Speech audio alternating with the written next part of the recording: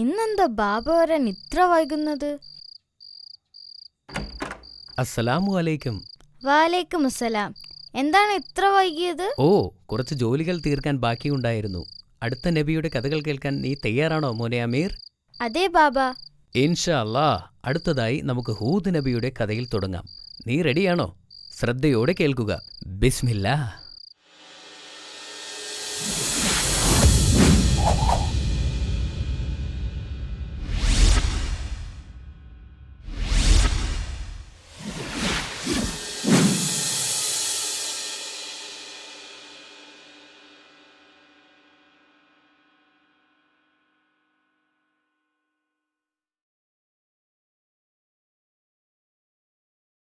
ഒരു മഹാപ്രളയത്തിന് ശേഷം നൂഹ് നബി അലൈഹിസ്സലാമിൻ്റെ പിൻഗാമികൾ ഭൂമിയിൽ വർദ്ധിച്ചു.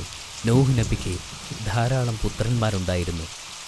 അതിൽ കൂടുതൽ പേരക്കുട്ടികളുണ്ടായിരുന്നു. അതിനാൽ തന്നെ ഭൂമിയിലെ ജനസംഖ്യ അതിവേഗം വളർന്നുകൊണ്ടേയിരുന്നു.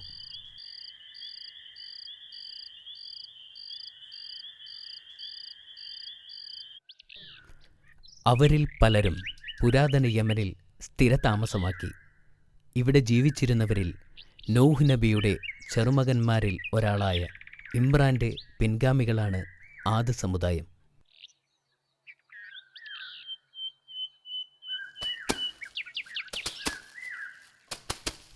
ആദ് സമുദായം സമ്പന്നരായിത്തീർന്നു.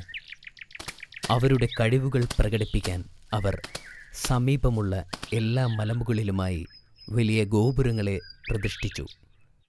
അവരുടെ കഴിവിൽ ആദ് സമുദായം അഭിമാനിച്ചിരുന്നു. ആദ്യം അവരെല്ലാം നല്ല ഈമാനുള്ള മുസ്ലിം ആയിരുന്നു. അവർ അള്ളാഹുവിനോട് പ്രാർത്ഥിച്ചിരുന്നു. എന്നാൽ കാലം കഴിയുന്തോറും ശൈത്താൻ അവരെ വഴിതെറ്റിച്ചു. അവർ അള്ളാഹുവിൻ്റെ മുന്നറിയിപ്പുകളെ അവഗണിച്ച് വിഗ്രഹങ്ങളെ ആരാധിക്കുകയും മോശമായ വഴികളിലൂടെ കടന്നു പോവുകയും ചെയ്തു.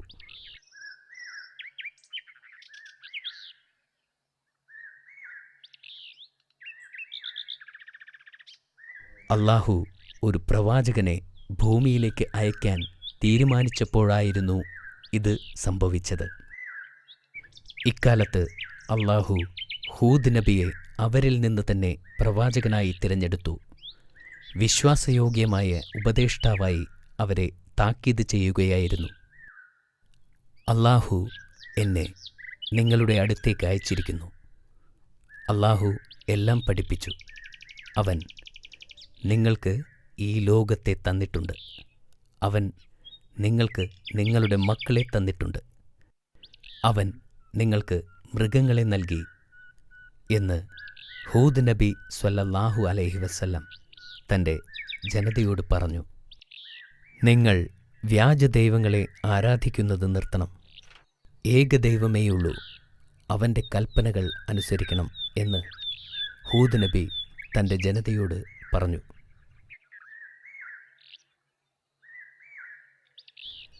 എന്നാൽ ആദ് സമുദായം ചോദിച്ചു, നീ ഞങ്ങളെ ഉപദേശിക്കുന്നതെന്തിനാണ്? അവർ പ്രവാചകനെ ധിക്കരിച്ചു.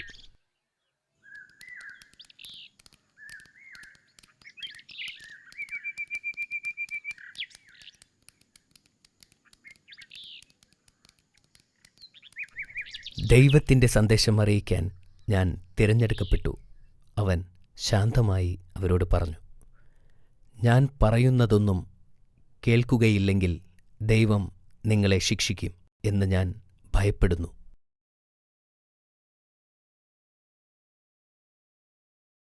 അദ്ദേഹത്തിൻ്റെ വാക്കുകൾ അവർ ചെവിക്കൊണ്ടില്ല. അവർ പറഞ്ഞു, നിങ്ങൾ ഒരു നുണയനാണ്. ഞങ്ങൾ നുണയൻ്റെ വാക്കുകളെ ശ്രദ്ധിക്കേണ്ടതില്ല. പ്രവാചകൻ പറഞ്ഞു, ഞാൻ കള്ളം പറയുന്നവനല്ല. ആദ് സമുദായം പറഞ്ഞു, നീ സത്യവാനാണെങ്കിൽ നീ പറയുന്നത് സത്യമാണെന്ന് തെളിയിച്ചു കാണിക്കേ. അള്ളാഹുവിൻ്റെ ശിക്ഷ ഞങ്ങളിലേക്ക് ഇറങ്ങുന്നത് കാണിക്കേ. ഹൂദ് നബിക്ക് ഇത് കേട്ടപ്പോൾ ദുഃഖവും നിരാശയുമായിരുന്നു. ഞാൻ ഒരു നുണയനല്ല, ഞാൻ ദൈവത്തിൻ്റെ പ്രവാചകനാണ്. അവൻ അവരോട് ആത്മാർത്ഥമായി പറഞ്ഞു. എന്നാൽ ആരും അവനിൽ വിശ്വസിച്ചില്ല. വ്യത്യസ്ത ആളുകളോട് പ്രസംഗിക്കാൻ പ്രവാചകൻ ശ്രമിച്ചു. പ്രവാചകൻ അവരോട് ചോദിച്ചു, അല്ലാഹു നിങ്ങൾക്ക് നിങ്ങളുടെ അധീനത നൽകിത്തന്നത് ഓർക്കുക. അവനാണ് എൻ്റെ രക്ഷിതാവും നിങ്ങളുടെ രക്ഷിതാവും. അതിനാൽ അവനെ നിങ്ങൾ വിശ്വസിക്കുക. ഞാൻ നേരത്തെ നിങ്ങൾക്ക് മുന്നറിയിപ്പ് നൽകിയിട്ടുണ്ട്. നിങ്ങൾ അല്ലാഹുവിനെ അനുസരിക്കാതിരുന്നാൽ അവൻ നിങ്ങളുടെ സ്ഥാനത്ത് മറ്റൊരു ജനതയെ തിരഞ്ഞെടുക്കും. എന്നാൽ ആദ് സമുദായത്തിൻ്റെ മൂപ്പന്മാർ നബിയെ തള്ളിപ്പറഞ്ഞു. അടുത്ത ദിവസങ്ങളിൽ ആ പ്രദേശത്തെ ഒരു വരൾച്ച വ്യാപിച്ചു. സൂര്യൻ്റെ ചൂടേറ്റ് മരുഭൂമിയിലെ മണൽത്തരികൾ ഉണങ്ങി. എന്നിട്ടും ജനങ്ങൾ വിഗ്രഹങ്ങളെ ആരാധിച്ചുകൊണ്ടിരുന്നു. എന്നാൽ വരൾച്ച 3 വർഷങ്ങൾ നീണ്ടുനിന്നു.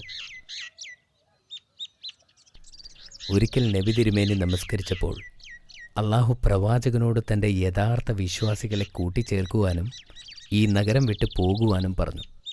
അടുത്ത ദിവസം നബി തങ്ങൾ തൻ്റെ അനുയായികളെയും കൂട്ടി ആ പ്രദേശം വിട്ടു. അല്ലാഹു ആദ് ജനതയെ ശിക്ഷിക്കാൻ പോവുകയാണെന്ന് അവനറിയാമായിരുന്നു.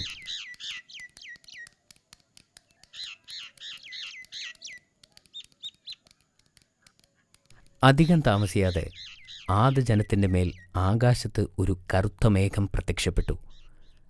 ആ മേഘമയച്ചത് അല്ലാഹുവാണെന്ന് അവിശ്വാസികൾ അറിഞ്ഞില്ല. വരണ്ട ചൂടുള്ളതും കനത്തതുമായ കാലാവസ്ഥ പെട്ടെന്ന് മാറി. പകലും രാത്രിയും കാറ്റ് വർദ്ധിച്ചു. വലിയ മരങ്ങളും കൂടാരങ്ങളും നശിച്ചു. കാറ്റുകൊണ്ട് തണുത്തുറഞ്ഞ കാലാവസ്ഥ. പുരുഷന്മാരും സ്ത്രീകളും എല്ലാവരും പേടിച്ചു.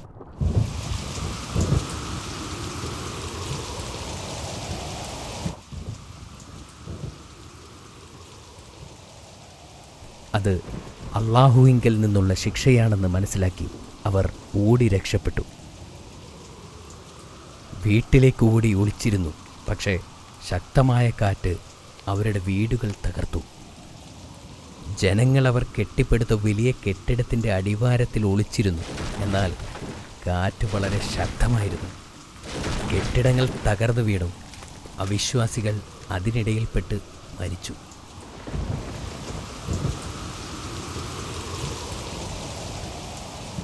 എട്ട് പകലും 7 രാത്രിയും കൊടുങ്കാറ്റ് വീശി.